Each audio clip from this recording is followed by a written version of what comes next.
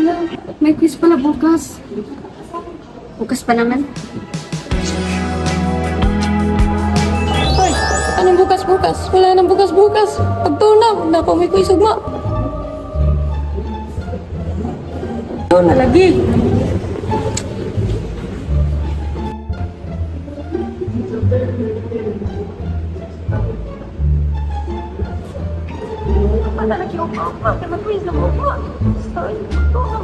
Hala, ano ba yan? Ano gagawin ko? Relax ka lang, Yuri. Binge watch ka muna. May time pa yan. Deadline, dead time. Huwag ka matinig dyan. Halika, tuturuan kita ng time management. Para sa mga katulad ni Yuri, narito ang mga time management hacks na pwedeng makatulong.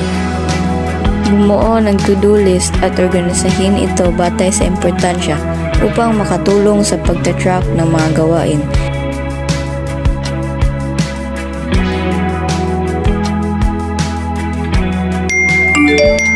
Goodbye muna, social media. Magkita na lang kayo sa break time.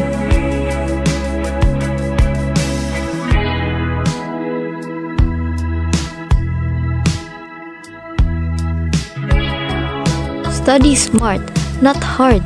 25 minutes study, 5 minutes dance break. Este, rest break.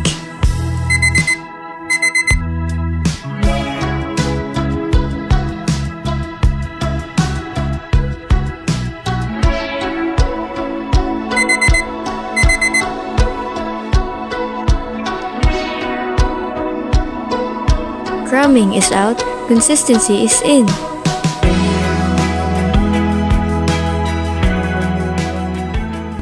Wow, nagturo na siya ko. Buti na, sinunod ko ang time management tips mo. Parang miracle. Borit. Natapulan rin ako masunod.